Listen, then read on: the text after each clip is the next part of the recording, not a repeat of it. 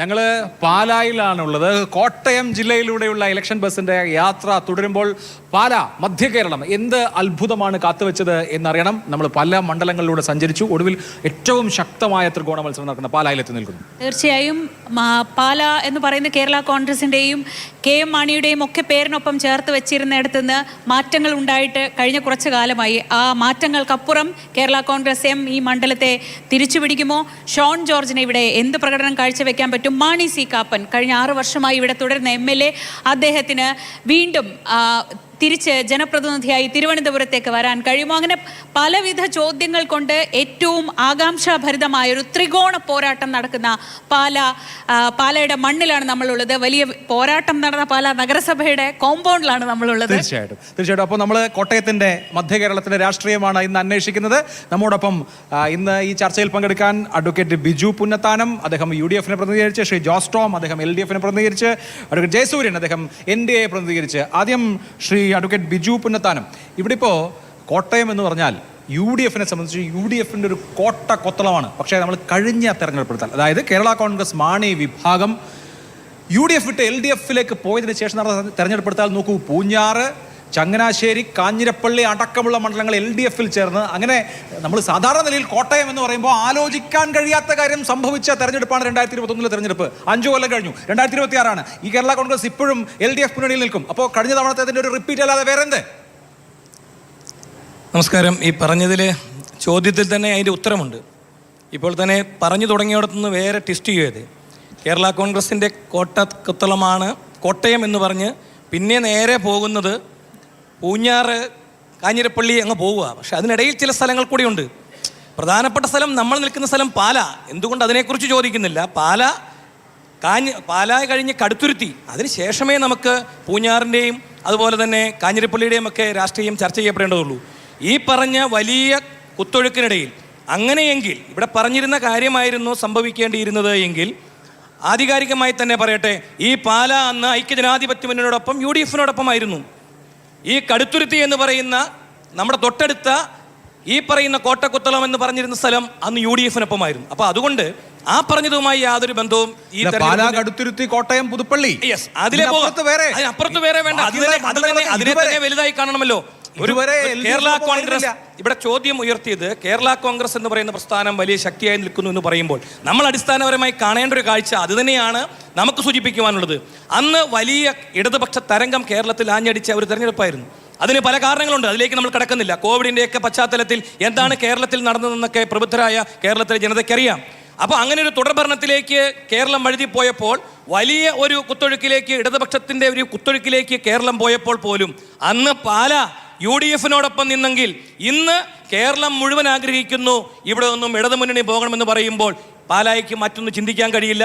പാല ഉറപ്പായിട്ടും UDF ആയിരിക്കുമെന്നുള്ള കാര്യത്തിൽ യാതൊരു സംശയവുമില്ല. ഇത്രയും ഇടതുപക്ഷത്തിന്റെ പ്രതീക്ഷകൾ അഡ്വക്കേറ്റ് ജോസ് ടോം നമ്മളോടൊപ്പം ഉണ്ട്. ഇപ്പോൾ എങ്ങനെയും ഈ ഒരു തവണ തിരിച്ചു വരിക എന്ന് പറയുന്നതാണ് അവരുടെ ലക്ഷ്യം. അപ്പോൾ ആ തിരിച്ചു വരവിന് വേണ്ടി ജീവൻ മരണ പോരാട്ടമായിട്ട് അവർ രംഗത്തുണ്ട്. അപ്പോൾ അതിനെ എതിരിടാൻ എന്തൊക്കെയാണ് ഇടതുമുന്നണിക്ക് ഇവിടെ മുന്നോട്ട് വെക്കാനുള്ളത് കോട്ടയം ജില്ലയിൽ? നമസ്കാരം.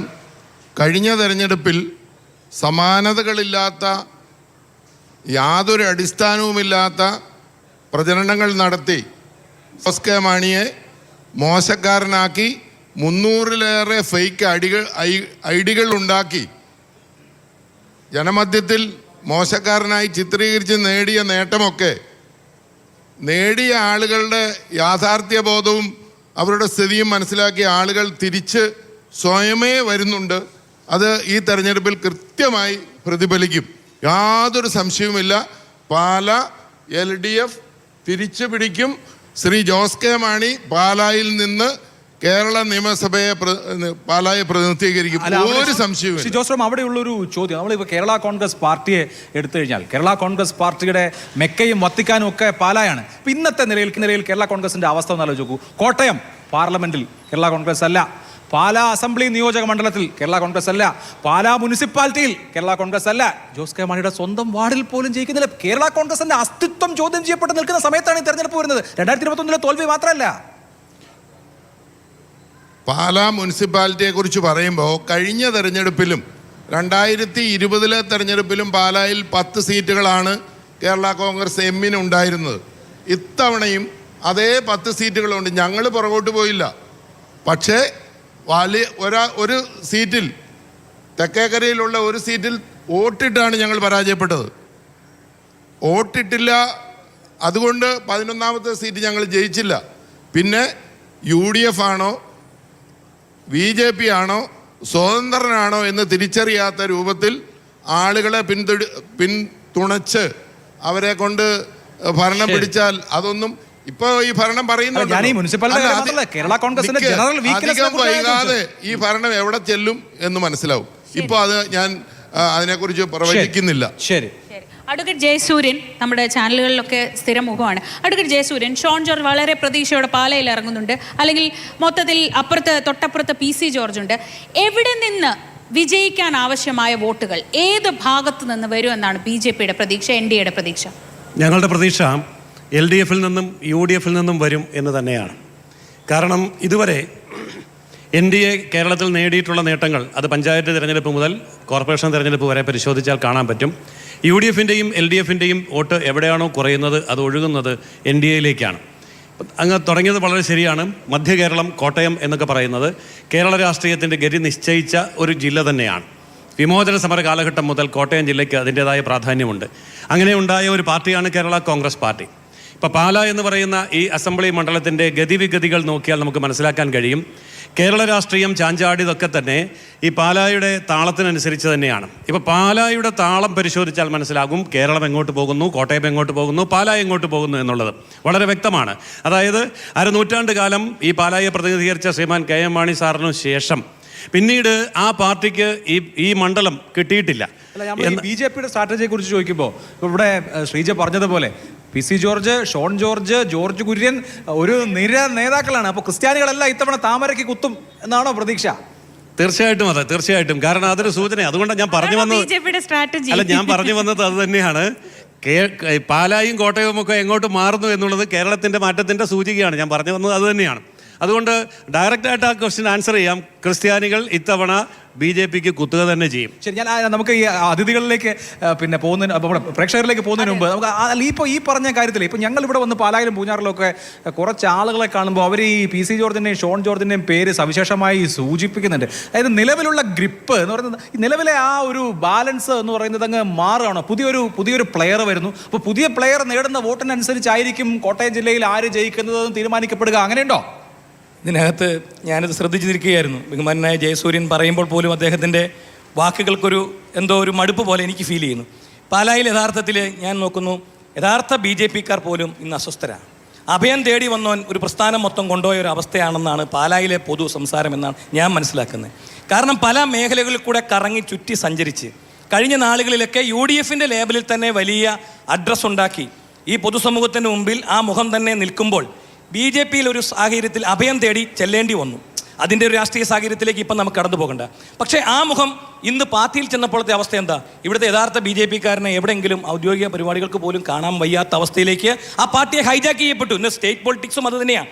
ഇന്ന് പല കോർപ്പറേറ്റുകളുടെയും കൈകളിലേക്ക് ആ പാർട്ടി മാറിപ്പോകുന്നതിൻ്റെ ഒരു സൂചന പാലാ മണ്ഡലത്തിലും കാണുന്നുണ്ടെന്നുള്ളതാണ് പാലായിലെ ഒരു സാധാരണ പ്രവർത്തകരുടെ അഭിപ്രായം. മറിച്ച് ഇവിടെ ഇപ്പോൾ സൂചിപ്പിച്ചതുപോലെ ഏതെങ്കിലും ഒരു വിഭാഗത്തിൻ്റെ വോട്ട് കൊണ്ടുപോകാനാണ് വന്നിരിക്കുന്നതെന്ന് പറയുമ്പോൾ ഇപ്പോൾ ഈ മണ്ഡലത്തിലെ മുഴുവൻ ക്രിസ്ത്യാനികൾ വോട്ട് ചെയ്യുമെന്നൊക്കെ അവകാശപ്പെടുമ്പോൾ അതിൻ്റെ അകത്തെ ഉദ്ദേശശുദ്ധി പാലായിലെ പ്രബുദ്ധരായ വോട്ടർമാരുടെ ആ ഒരു വലിയ അവരുടെ വ്യക്തിത്വത്തെയും അസ്തിത്വത്തെയും ചോദ്യം ചെയ്യപ്പെടുന്ന ഒന്നാണ്. അതിൻ്റെ ഉത്തരം ഒരു സംശയവും വേണ്ട. ഈ തെരഞ്ഞെടുപ്പിൽ ഇവിടെ ഐക്യജനാധിപത്യ മുന്നണിക്ക് അതിനാൽ തന്നെ വലിയ ഭൂരിപക്ഷം കിട്ടും. ഇവിടെ അതിനുവേണ്ടിയുള്ള ഒരു പരീക്ഷണം നടത്തുകയാണ്. ആ പരീക്ഷണ ഭൂമിയാക്കി മാറ്റാൻ പാലായെ ആരും സമ്മതിക്കുന്നില്ല എന്നുള്ള കാര്യത്തിൽ യാതൊരു സംശയം. അവിടെ നേരത്തെ പറഞ്ഞ ഒരു കാര്യത്തിനൊരു മറുപടി. ശ്രീ ജോസ് ടോം, അരനൂറ്റാണ്ടിലധികം കാലം KM ഇവിടെ നിന്ന് ജയിക്കുന്നു. ഒരു ഡ്രീം റണ്ണായിരുന്നു. അതിനൊരു സ്റ്റോപ്പ് വീഴുന്നത് അങ്ങ് പരാജയപ്പെടുമ്പോഴാണ്, മാണി C കാപ്പനോട് പരാജയപ്പെടുന്നതുകൊണ്ടാണ്. ആ തോൽവിക്ക് ശേഷം പിന്നെ ഒരു ജയം ഇവിടെ ഉണ്ടായിട്ടില്ല. നമ്മൾ ആ സീരീസ് ഒന്ന് പരിശോധിച്ചാൽ ഉണ്ടായിട്ടില്ല. അപ്പോൾ ഇത്തവണയും കൂടി ഇല്ലെങ്കിൽ പിന്നെ സ്വന്തം വീട് പോയി കഴിഞ്ഞാൽ, തട്ടകം പോയി കഴിഞ്ഞാൽ എന്തെന്നുള്ളൊരു വലിയ ചോദ്യം അവിടെ ഉയരുന്നുണ്ട്. ജോസ് കെ മാണിയെ സംബന്ധിച്ചും കേരള കോൺഗ്രസിനെ സംബന്ധിച്ചും. 2019 തെരഞ്ഞെടുപ്പിൽ, ഉപതെരഞ്ഞെടുപ്പിൽ ഞാൻ മത്സരിച്ച ഉപതെരഞ്ഞെടുപ്പിൽ മാണി C കാപ്പൻ ഇടതുപക്ഷമായിരുന്നു. അന്ന് ജയിച്ചതിന് വളരെ കൃത്യമായ ഉത്തരം പറയാൻ കഴിയുന്ന ആൾ എൻ്റെ വലതുഭാഗത്ത് നിൽപ്പുണ്ട്. കാരണം 2016 തെരഞ്ഞെടുപ്പിൽ BJPയുടെ N. ഹരി നേടിയത് 24,881 വോട്ടാണ്.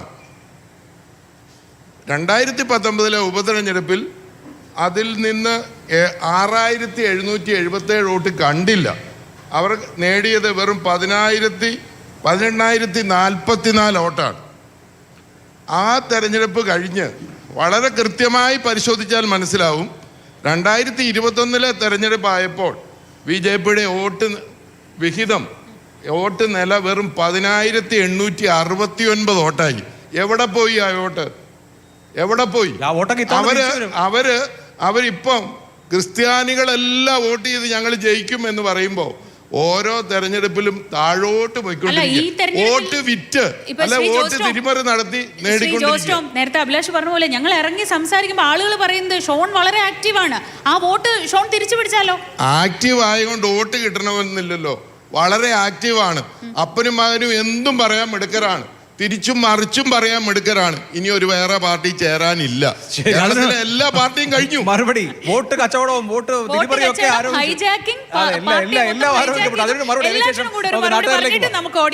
വോട്ട് കച്ചവടം, ഹൈജാക്കിംഗ്, ആ വോട്ട് എവിടെ പോയി, ഇത്ര കുറഞ്ഞു അത്ര കുറഞ്ഞു എന്നൊക്കെ പറയുമ്പോൾ ഈ ചോദ്യം എപ്പോഴും BJPയോട് മാത്രം.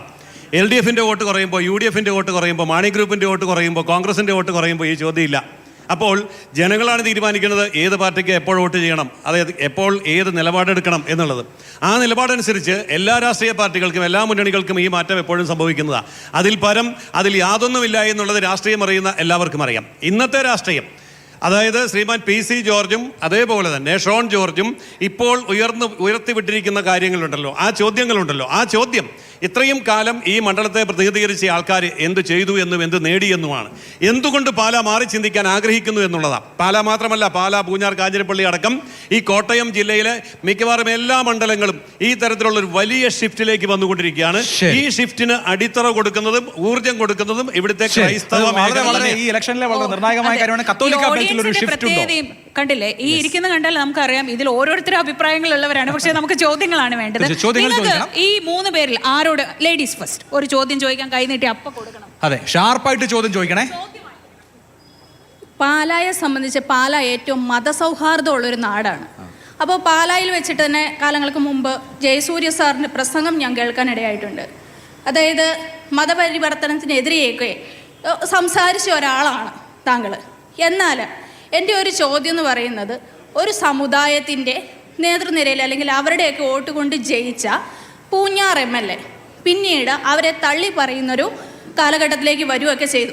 ശേഷം ഇന്ന്, അതായത് നമ്മുടെ ഭഗവാൻ ശിവൻ്റെ ഭാര്യയുടെ നാമധേയമാണ് പാർവതി എന്നുള്ളത്. ആ പാർവതി എന്ന നാമധേയായ ആളെ വിവാഹം കഴിച്ച് മറ്റൊരു ക്രിസ്ത്യൻ നാമത്തിലേക്ക് പരിവർത്തനം ചെയ്യപ്പെട്ട ആളാക്കിയാണ് ഷോൺ ജോർജിൻ്റെ ഭാര്യ ഇപ്പോൾ ഉള്ളത്. അപ്പോൾ അങ്ങനെയുള്ളിടത്ത് എന്ത് മതസൗഹാർദ്ദമാണ്, അല്ലെങ്കിൽ പാലായുടെയും മതസൗഹാർദ്ദത്തിനിടയിൽ എന്താണ് നിങ്ങൾ ഉദ്ദേശിക്കുന്നതെന്ന് മനസ്സിലായിട്ടില്ല. ശരി, ചെറിയ ഉത്തരം. ചോദ്യവും ചെറുതായാലും നമുക്ക് ഒരുപാട് പേർക്ക് ചോദ്യം ചോദിക്കാൻ. മതപരമായ സൗഹാർദ്ദത്തിന് ഏതെങ്കിലും കോട്ടം തെറ്റതായിട്ട് ആരും പറയുന്നില്ല. ആദ്യം ചോദിച്ച ചോദ്യം SDPIയുമായിട്ട് അവർക്കുണ്ടായിരുന്ന ബന്ധം എന്നുള്ളതാണ്. പറഞ്ഞില്ല, പക്ഷേ സൂചിപ്പിച്ചതാ. ഉള്ളത് തുറന്നു പറയണ്ടേ? എന്തിനാ നമ്മൾ പഠിക്കുന്നേ? ഞങ്ങളും മടിക്കുന്ന പാർട്ടിയും ഒളിക്കുന്ന പാർട്ടിയും മറക്കുന്ന പാർട്ടിയുമല്ല. അതുകൊണ്ട് പച്ചയ്ക്ക് പറയും, SDPIയുമായിട്ട് അവർക്കുണ്ടായിരുന്ന ബന്ധം അവർ തന്നെ അനുഭവിച്ച് മനസ്സിലാക്കി മടുത്ത് ഉപേക്ഷിച്ചാണ് അവർ ഉപേക്ഷിച്ചോട്ടേ. അത് ഞങ്ങൾക്കതൊന്നും പ്രശ്നമല്ല. അവർ വരികയോ പോകുകയോ എന്ത് വേണം ചെയ്തോട്ടെ, അതൊന്നും പ്രശ്നമല്ല. അപ്പോൾ അതാണ് അതിനുള്ള മറുപടി. അതല്ല, ആർക്കും അതിനുള്ള സ്വാതന്ത്ര്യമുണ്ട്, ആർക്കും സ്വാതന്ത്ര്യമുണ്ട്, അതാണ് പറഞ്ഞത്. ശരി, അടുത്ത ചോദ്യമായിരിക്കണം. ഓക്കെ, എനിക്ക് ചോദിക്കാനുള്ളത് ജയസൂര്യൻ സാറിനോടാണ്. എനിക്ക് ചോദിക്കാനുള്ളത്, പാലാ നിയോജകമണ്ഡലവും മിനിച്ചി താലൂക്കും ക്രിസ്ത്യൻ സമൂഹത്തിൻ്റെ ഒരു കേന്ദ്രമാണ്. ആ കേന്ദ്രത്തിലേക്ക് ഷോൺ ജോർജ് താമര അടയാളത്തിൽ വോട്ട് ചെയ്യണമെന്ന് പറഞ്ഞു വരുന്നതിൻ്റെ അവരെ ഒന്ന് കൺവിൻസ് ചെയ്യാനുള്ള അതൊന്ന് മനസ്സിലാക്കി തരാമെന്നാണ് എൻ്റെ ചോദ്യം. പിന്നെ ഒരു കാര്യം കൂടെ പറഞ്ഞോട്ടെ. ആ ചോദ്യത്തിന് മുമ്പ് പുള്ളി പുന്നത്താനം പറഞ്ഞു ഷോൺ ജോർജ് അതിലെതിരെ എല്ലാം കറങ്ങിയിട്ടാണ് ഇപ്പോൾ BJP വന്നത്. ഇവരെത്ര പാർട്ടി ഉണ്ടായിരുന്നു? NCP ആയിരുന്നു, അതിനുശേഷം LDFിലേക്ക് പോയി, അതിനുശേഷം ഇപ്പോൾ UDFിലേക്ക് വന്നു. ഇത് UDF നിന്നിട്ട് ഇപ്പോൾ LDF പോയി. ഇവരെല്ലാം കറങ്ങുന്നവരാ. കറക്കാരുടെയും കുത്തകയല്ല. എങ്ങനെയാണ് ഈ മാറ്റം വരുന്നത്? എങ്ങനെയാണ് ഇത് ഉൾക്കൊള്ളാൻ കഴിയുക എന്ന്? അതായത് ഇന്ത്യയിൽ ക്രൈസ്തവർക്ക് മഹാഭൂരിപക്ഷമുള്ള 3 സംസ്ഥാനങ്ങളുണ്ട്. ആ 3 സംസ്ഥാനങ്ങളും ഭരിക്കുന്നത് BJP ആണ്. മഹാഭൂരിപക്ഷം എന്ന് പറഞ്ഞാൽ അതായത് 88% ക്രിസ്ത്യാനികളുള്ള നാഗാലാൻഡ് ഭരിക്കുന്നത് BJP ആണ്, NDA ആണ്. 87% ക്രിസ്ത്യാനികളുള്ള അത് പറഞ്ഞു വരികയാതെ ഒന്ന് കേട്ടാ മതി. മറുപടി എനിക്കുണ്ട്. മണിപ്പൂരിലേക്ക് തന്നെയാണ് വരുന്നത്. ഒന്ന് കേട്ടാ മതി. നിങ്ങൾക്ക് അസഹിഷ്ണുത എന്താ? അങ്ങോട്ട് തന്നെയാ പറയുന്നത്. നാഗാലാൻഡ് 88% ക്രിസ്ത്യാനി ഭരിക്കുന്നത് BJP യാ. അതുപോലെ തന്നെ അരുണാചൽ പ്രദേശ് 87% ക്രിസ്ത്യാനി ഭരിക്കുന്നത് BJP യാ. മണിപ്പൂർ 41% ക്രിസ്ത്യാനിയും 3 തവണയായിട്ട് ഭരിക്കുന്നത് BJP യാ. ഇപ്പോഴും ഭരിക്കുന്നത് BJP യാ. അങ്ങനെയാണെങ്കിൽ എന്തുകൊണ്ടാണ് ഈ കലാപത്തിന് ശേഷം നടന്ന തെരഞ്ഞെടുപ്പിൽ അതേ BJP അതേ ക്രിസ്ത്യാനികൾ വോട്ട് ചെയ്ത് ഭരണത്തിലേറ്റിയത്? അത് തന്നെയാണ് ചോദ്യം. അതുപോലെ 25%ഉള്ള ഗോവ. ബിജെപിയോട് അല്ലാതെ ചോദ്യങ്ങളില്ലേ? ബിജെപിയോട് ചോദിക്കാം. കഴിഞ്ഞ പ്രാവശ്യം 9,000 വോട്ടേ BJPക്ക് 10,000 വോട്ടേ കിട്ടിയുള്ളൂ. അതിന് മുന്നത്തെ പ്രാവശ്യം സാറ് അപ്പം ഈ പ്രാവശ്യം 25,000 വോട്ട് BJP പിടിക്കുമോ? അതിനുള്ള കളി നടക്കുമോ? അതൊന്നും അറിഞ്ഞാൽ കൊള്ളായിരുന്നു. ഈ വർഷം ബാക്കി പണി നോക്കാൻ 60,000-ലേറെ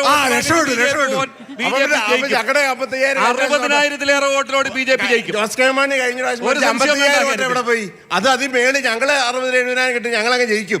അത് വേറെ കാര്യം. നിങ്ങളെ 25,000 ഒന്ന് പിടിച്ച് കാണിക്കണം. കച്ചവടം നടത്തായിരുന്നു. 25 അതുകൊണ്ടാണ് പറഞ്ഞത് 60,000-ലേറെ വോട്ടിന് BJP ജയിക്കും. ഒരു സംശയം. അടുത്ത ചോദ്യം. നമസ്കാരം, ശ്രീ ജെ അഭിലാഷ് സാർ. നമുക്കറിയാം ജയസൂര്യൻ സാർ. പക്ഷേ ഞാൻ ചോദിക്കട്ടെ, വേറെ ആരോട് ചോദ്യം ഒന്നും ചോദിക്കല്ലേ? ഉണ്ട്, ചോദ്യമുണ്ട്. ഓക്കെ, ചോദ്യം ഒന്ന് ചോദിച്ചിട്ട് നമുക്ക് പോകാം. ജോസ് ടോം സാറിനോടാണ്. നമുക്കറിയാം പാല എന്നതൊരു ഹൈ ക്ലാസ് പ്രൊഫൈൽ മണ്ഡലമാണ്. കേരള കോൺഗ്രസിന്റെ മെക്കയായിരുന്നു പാല. പാലായിൽ KM മാണി കണ്ണിലെ കൃഷ്ണമണി പോലെ കാത്തു സൂക്ഷിച്ച മണ്ഡലം.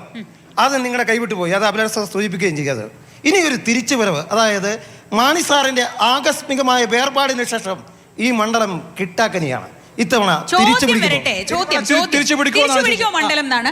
അതിന് നമുക്ക് മറ്റു ചോദ്യങ്ങളിലേക്ക് കൂടെ പോയിട്ട് എനിക്ക് ചോദിക്കാനുള്ളത് ജോസ് ടോമിനോടാണ്, കേരള കോൺഗ്രസിന്റെ പ്രതിനിധിയായിട്ടുള്ളത്. അത് മുമ്പേ ഇവിടെ കറക്കത്തിന്റെ കാര്യം പറയുകയുണ്ടായി. ഇവിടെ ഏറ്റവും കൂടുതൽ കറങ്ങിയിട്ടുള്ള ഒരാളെന്ന് പറഞ്ഞു കഴിഞ്ഞാൽ നമ്മുടെ ജോസ് കെ മാണിയാണ്.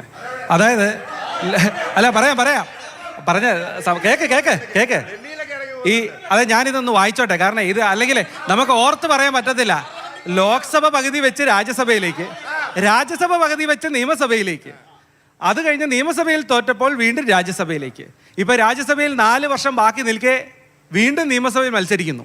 ഈ നിയമസഭയിൽ മത്സരിച്ച് തോറ്റാൽ ഇനി എങ്ങോട്ട് എന്നുള്ളതാണ് എൻ്റെ ചോദ്യം. MP സുധാകരൻ കണ്ണൂര് MP അല്ലേ, പുള്ളിക്ക് നിയമസഭ വേണമെന്ന് പറഞ്ഞ് കരഞ്ഞുകൊണ്ടിരിക്കുന്ന തിരിച്ചുപിടിക്കോ? ഒന്നാമത്തെ ചോദ്യം, മാണി അല്ലാതെ ജോസ് കെ മാണി അല്ലാതെ നിങ്ങൾക്ക് വേറെ നേതാവില്ല ഇങ്ങനെ മാറി മാറി കളിക്കാൻ? ഇനി ഇവിടെ തോറ്റ എന്ത് ചെയ്യും? ഈ 2 ചോദ്യങ്ങളാണ് വന്നിട്ടുള്ളത്. എന്ത് ചെയ്യും, ഏത് സ്ഥാനാർത്ഥി മത്സരിക്കണമെന്ന് കേരള കോൺഗ്രസ് പാർട്ടിയാണ് തീരുമാനിക്കുന്നത്. അത് ഇവിടെ ഇരിക്കുന്ന ആരും അല്ല. MP ആകണോ MLA ആകണോ എങ്ങോട്ട് മത്സരിക്കണമെന്ന് പാർട്ടി തീരുമാനിച്ച് സ്ഥാനാർത്ഥിയെ നിർത്തും. അതിനാരും വിഷമിക്കണ്ട. ഇവിടെ ആരംഭിച്ചപ്പോൾ ഞാൻ ഓർത്തു കേരള കോൺഗ്രസ് പാർട്ടി ഭൂമി കറങ്ങി എല്ലാ പാർട്ടിയിലും പോയി എന്ന്. അത് ഇവിടെ ചർച്ച ചെയ്തു. ഞങ്ങൾ എങ്ങോട്ടും പോയില്ല. 2019 കൃത്യമായി UDF മത്സരിച്ചത്. പക്ഷേ എടുത്ത നിലപാടെന്താ? 2020 അന്നത്തെ UDF കൺവീനർ ശ്രീ ബെന്നി ബെഹനാൻ ഒറ്റ പത്രസമ്മേളനം. കേരള കോൺഗ്രസ് പാർട്ടിക്ക് ഞാൻ ചോദിച്ചതിൻ്റെ മറുപടി പറയാവുന്നേ. കറങ്ങി എന്ന് പറയുമ്പോൾ ഈ ഫാൻ കറങ്ങുന്ന പോലെ ഒരിടത്തും കറങ്ങിയില്ല. പറയാവുന്നേ, പറയാം, അങ്ങോട്ടാ വരുന്നേ. ഞങ്ങൾ ഒരു മുന്നണിയും വിട്ടില്ല. ഇവിടെ നിൽക്കണ്ട എന്ന് പറഞ്ഞാൽ പിന്നെ അവിടെ കരഞ്ഞുകൊണ്ട് നിൽക്കാൻ മാത്രം അടിത്തറയില്ലാത്തവരല്ല കേരള കോൺഗ്രസ്സുകാർ. ഞങ്ങളെ സ്വീകരിച്ചു, ഞങ്ങളെ ജനങ്ങൾ സ്വീകരിച്ചു. 1 സീറ്റോ 1.5 സീറ്റോ തോക്കുകയോ ജയിക്കുകയോ ചെയ്യുന്നൊന്നും രാഷ്ട്രീയത്തിൽ വലിയ കാര്യമല്ല. ഇവിടെ ചോദിച്ചതിന് ഉത്തരം പറയാം. ഞാൻ ആ ഉത്തരമാണ് ആദ്യം പറഞ്ഞത്. ഒരു പാർട്ടി അവരുടെ സ്ഥാനാർത്ഥിയെ എവിടെ നിർത്തണം, എങ്ങോട്ട് മത്സരിപ്പിക്കണമെന്ന് ആ പാർട്ടിയാണ് തീരുമാനിക്കുന്നത്.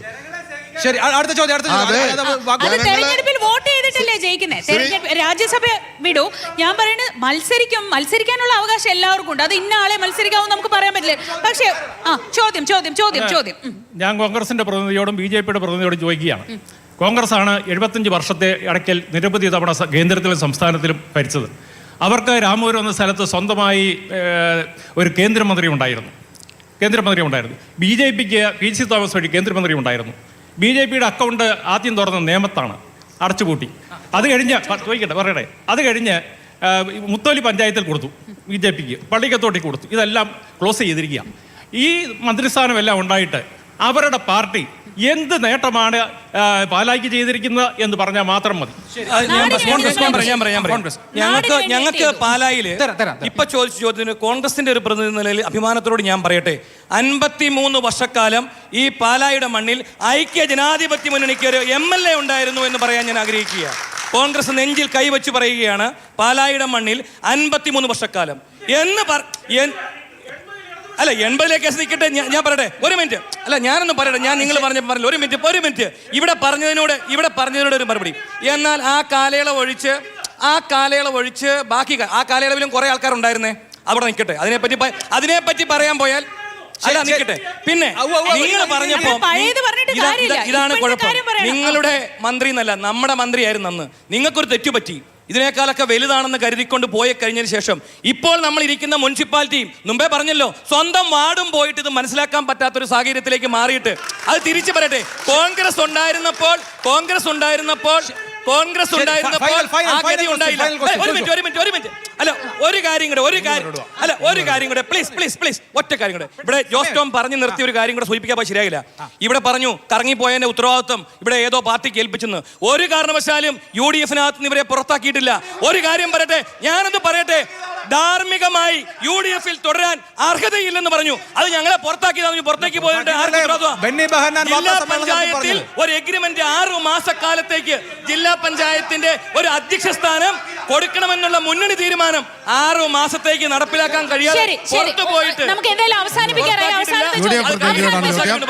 തെറ്റിദ്ധാരണ വേണ്ട. ഹലോ, UDF പ്രതിനിധിയോടാണ് ചോദ്യം. MLA എപ്പോഴും പറയുന്നുണ്ട്, വേറൊരു പാർട്ടിയുടെ നേതാവ് നോക്കിയിട്ട് വികസന പ്രവർത്തനം ഒന്നും ചെയ്യാൻ പറ്റിയില്ല എന്ന് പറയുന്നുണ്ടായിരുന്നു. ഒരു നേതാവ് നോക്കിയാൽ വികസനം ചെയ്യാതിരിക്കാൻ പറ്റുന്ന ആളാണോ MLA? രണ്ടാമത്തെ ചോദ്യം LDF-നോടാണ്, LDF-ന്റെ പ്രതിനിധിയോടാണ്. തുടർഭരണം ഉണ്ടായാൽ അക്രമ രാഷ്ട്രീയവും അഴിമതി രാഷ്ട്രീയവും തുടരുമോ? ശരി, 6 വർഷം കൊണ്ട് ഇവിടെ MLA ഒന്നും ചെയ്തില്ല എന്നൊരു പ്രചരണം ഇവിടെ സോഷ്യൽ മീഡിയയിൽ യഥാർത്ഥ ഉത്തരവാദികളില്ലാതെ സോഷ്യൽ മീഡിയ അടിച്ചിറക്കി ഇവിടെ 5 കൊല്ലമായിട്ട് പ്രചരിപ്പിച്ചുകൊണ്ടിരിക്കുക. ഈ MLA വന്നിട്ട് ഇപ്പൊ 6 വർഷമായുള്ളൂ. അതിനകത്ത് ഒരു പത്രം അടിച്ച് ഇവിടെ കൊടുത്തിട്ടുണ്ട്. പറയട്ടെ, ചോദിച്ചതിന് മറുപടി പറയട്ടെ. 244 കോടി രൂപയുടെ വികസനം ഈ പാലായുടെ മണ്ണിൽ നടപ്പിലാക്കിയിട്ടുണ്ട്. പക്ഷേ നടപ്പിലാക്കാൻ നിന്ന ചില പദ്ധതികൾ, ആ പദ്ധതികൾ നടപ്പിലാക്കാൻ സമ്മതിച്ചിട്ടില്ല എന്ന് പറഞ്ഞതിന് അക്കമിട്ട് നമ്മൾ ഇതിനകത്ത് എഴുതിയിട്ടുണ്ട്. ഈ തെരഞ്ഞെടുപ്പുമായി ബന്ധപ്പെട്ട് ഇല്ലാത്ത കഥകൾ പ്രചരിപ്പിക്കുന്നതിന്റെ ഒരു കാര്യമാണ് ഇപ്പൊ പറഞ്ഞത്. ഇവിടെ പദ്ധതി നടപ്പിലാക്കി. ഇവിടെ ചോദിച്ചു നിയമസഭയിലെ അദ്ദേഹത്തിന്റെ പെർസെന്റേജ്, നിയമസഭയിലെ സാന്നിധ്യം 10%. കോട്ടയം ജില്ലയെ സംബന്ധിച്ച് ഏറ്റവും ശക്തമായ പോരാട്ടം നടക്കുന്ന പാലായിൽ ഇതൊരു ജീവൻ മരണ പോരാട്ടം തന്നെയാണ് അല്ലേ? നമുക്കിവിടെ വന്ന ഫീൽ ചെയ്യും. അക്ഷരാർത്ഥത്തിൽ ജീവൻ മരണ പോരാട്ടമാണ്. കേരള കോൺഗ്രസിനും UDF-നും BJPക്ക് ഒരു ഭാവി ഉണ്ടെങ്കിൽ അതിനും അങ്ങനെ വളരെ വൈബ്രന്റ് ആയിട്ടുള്ള ഒരു ക്രൗഡ് ഇവിടെ ഉണ്ട്. എല്ലാവർക്കും സംസാരിക്കാൻ അവസരം കിട്ടിയില്ല. പക്ഷെ നമുക്ക് വൈൻഡപ്പ് ചെയ്യേണ്ട സമയമായിരിക്കുന്നു. അപ്പോൾ താങ്ക് യു, ഗുഡ് നൈറ്റ്.